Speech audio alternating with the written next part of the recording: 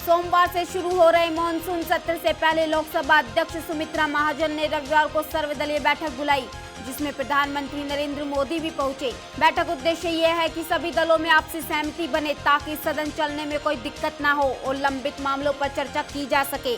कांग्रेस नेता गुलाम नबी आजाद ने कहा कि जम्मू कश्मीर के हालात बेहद गंभीर है, संसद में चर्चा होनी चाहिए और सरकार को जवाबदेह होना चाहिए।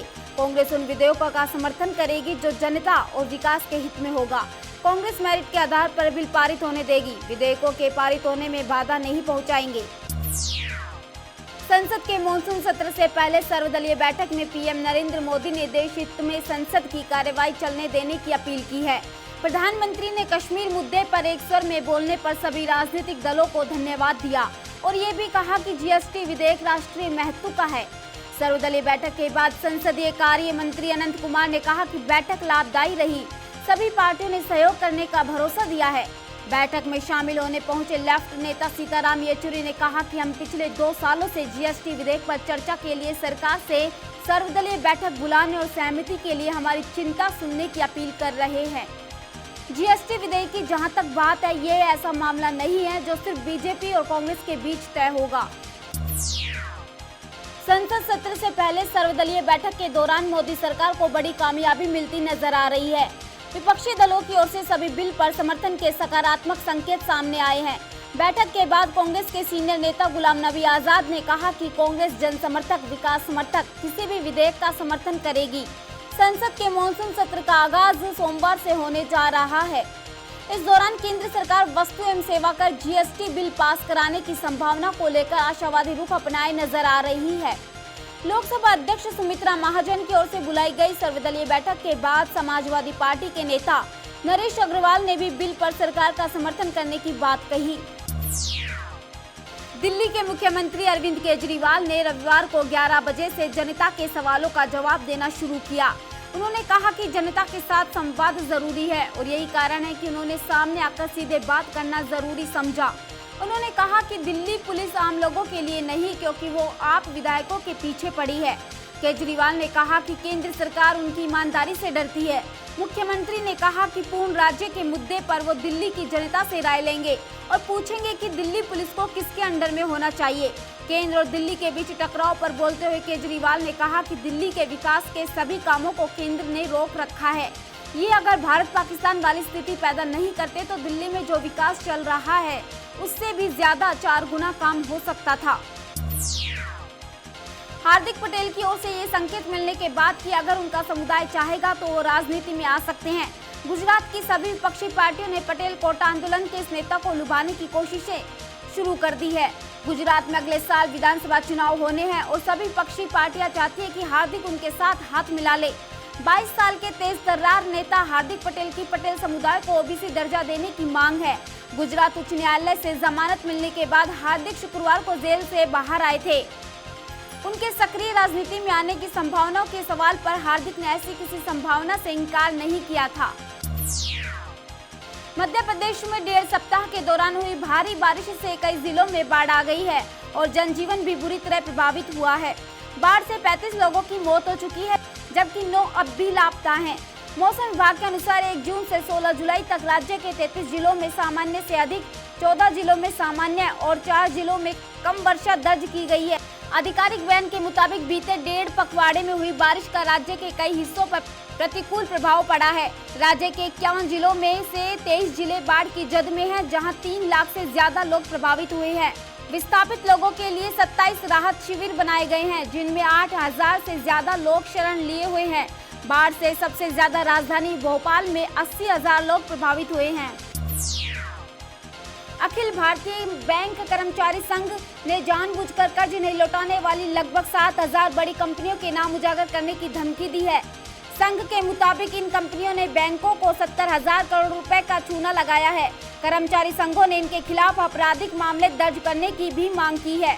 AIBEA महासचिव CH वेंकटाचलम ने ये भी बताया कि 29 जुलाई को बैंकों के 10 लाख कर्मचारी और अधिकारी एक दिन की हड़ताल पर जाएंगे। ये हड़ताल सरकार की जन विरोधी बैंकिंग सुधारों को आगे बढ़ाने के खिलाफ होगी। उन्होंने सरकार से अपील की कि जानबूझकर कर्ज नहीं चुकाने को जुर्म घोषित किया जाए और इसके खिलाफ आपराधिक कार्रवाई कर उनकी संपत्ति कुर्क कर धन की वसूली की जानी चाहिए। वेस्ट इंडीज दौरे पर गई टीम इंडिया के खिलाड़ियों को भारतीय क्रिकेट कंट्रोल बोर्ड से सोशल मीडिया पर तस्वीरें पोस्ट करने के लिए डांट सुननी पड़ी है। बता दें कि टीम के कई खिलाड़ी लगातार सोशल मीडिया पर वेस्ट इंडीज से तस्वीरें पोस्ट कर रहे हैं, जिससे बोर्ड नाराज हो गया है। खबरों के मुताबिक बोर्ड सबसे ज्यादा नाराज शिखर धवन की पोस्ट की एक तस्वीर से है, जिसमें वो बियर पीते नजर आ रहे हैं। गौरतलब है कि टीम इंडिया के सलामी बल्लेबाज शिखर धवन ने एक ऐसी तस्वीर पोस्ट की थी जिसमें उनके साथ टेस्ट कप्तान विराट कोहली, मुरली विजय, लोकेश राहुल, स्टुअर्ट बिन्नी बियर की बोतल के साथ नजर आ रहे हैं। भारतीय क्रिकेट कंट्रोल बोर्ड ने इस तरह की तस्वीर को लेकर कड़ा ऐतराज जताया है। WBO एशिया पैसिफिक चैंपियन का खिताब जीतने के बाद अब बॉक्सर विजेंद्र सिंह ने अपनी अगली फाइट को लेकर भी इशारा कर दिया है। फाइट जीतने के बाद उन्होंने पाकिस्तानी मूल के ब्रिटिश बॉक्सर आमिर खान का चैलेंज भी एक्सेप्ट कर लिया। फाइट के बाद विजेंद्र ने कहा कि मुझे चैलेंज कबूल है और सब ठीक रहा तो जल्द ये फाइट दुनिया देखेगी। 30 वर्षीय विजेंद्र ने बीती रात दर्शकों के अपार समर्थन के बीच पूर्व WBC यूरोपीय चैंपियन कैरी होप को 10 दौरे के मुकाबले में हराकर सुपर मिडिलवेट खिताब जीता। ये उनकी लगातार 7वीं जीत है। इस जीत से वो WBO रैंकिंग में 15वें स्थान पर पहुंच गए और उन्हें अगले 2 महीनों में अपने खिताब का बचाव करना होगा। हिमालय में यमुना के कैचमेंट एरिया यानी संग्रहण क्षेत्र में अगले 24 घंटों में भारी से बहुत भारी बारिश होने की आशंका है। मौसम विभाग ने इसके मद्देनजर हिमाचल के सिरमौर, उत्तराखंड के देहरादून और उत्तरकाशी में अतिवृष्टि की रेड वार्निंग अगले 36 घंटों के लिए जारी कर दी है। इसका सीधा सा मतलब हुआ कि अगले 36 घंटों में गंगा और यमुना नदी में भारी मात्रा में पानी पहुंचेगा और ये नदियां पूरी तरह से उफन जाएगी। उत्तराखंड में पहले से हो रहे भूस्खलन, बाढ़ वगैरह की मुश्किलें और बढ़ जाएंगी। सूबे में 4 धाम यात्रा सहित कई इलाकों में यातायात ठप हो चुका है। मौसम विभाग के मुताबिक हथनी कुंड बैराज पर जल स्तर का बढ़ना शुरू हो गया है। इसमें अगले 48 घंटों में और तेजी से बढ़ोतरी होगी। अरुणाचल प्रदेश के नए मुख्यमंत्री के तौर पर पेमा खांडू ने शपथ ले ली है। पेमा खांडू नबाम तुकी की जगह मुख्यमंत्री बनाए गए हैं। वहीं चोना में मुख्यमंत्री की शपथ ली।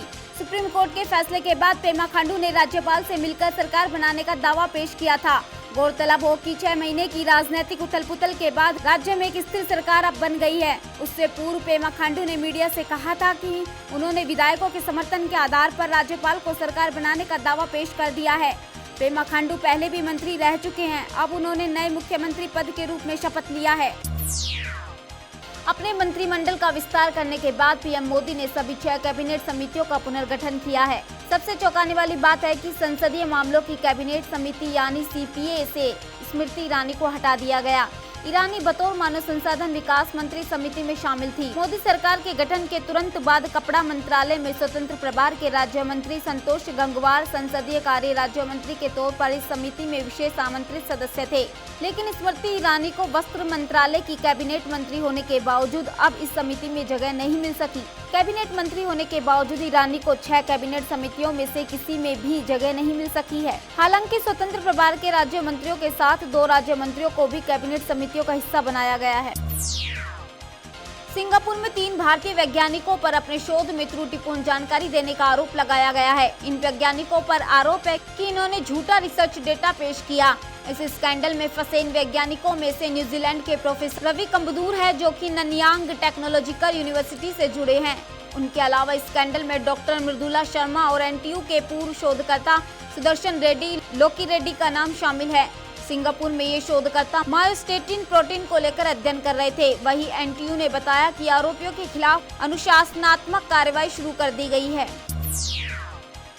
भगोड़े उद्योगपति और बंद हो चुकी किंगफिशर एयरलाइंस के मालिक विजय माल्या को एक और बड़ा झटका लगा है। मुंबई उपनगर अंधेरी के मेट्रोपॉलिटन मजिस्ट्रेट ने उसके खिलाफ गैर जमानती वारंट जारी किया है। भारतीय विमानपत्तन प्राधिकरण द्वारा दर्ज 100 करोड़ रुपए के चेक बाउंस के एक मामले में माल्या के खिलाफ गैर जमानती वारंट जारी हुआ है।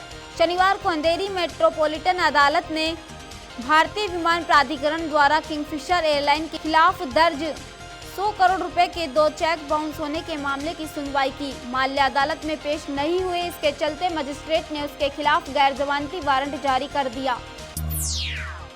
ट्रेन में सफर के दौरान रेलवे बेहतर खाना परोसे जाने की तैयारी कर रहा है।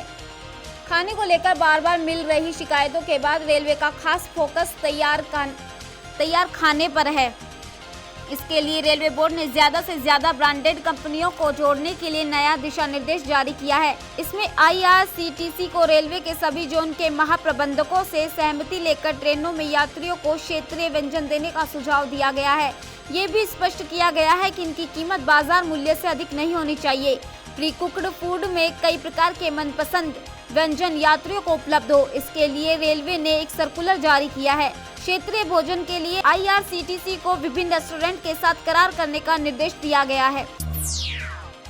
पीएम मोदी को धमकी देने वाली पाकिस्तानी बोल्ड मॉडल कंदील बलोच की मुल्तान में हत्या करने वाले उसके भाई को गिरफ्तार कर लिया गया है। जानकारी के मुताबिक हत्यारे ने पूछताछ के दौरान अपना जुर्म कबूल कर लिया। उसने कहा कि होनर के लिए कंदील की गला दबाकर हत्या कर दी थी। कंदील की उनके भाई ने गला दबाकर हत्या कर दी है। कंदील का भाई उनके फेसबुक पोस्ट और विवादित वीडियो से परेशान था। हालांकि इससे पहले कहा गया था कि कंदील की मौत गोली लगने से हुई है।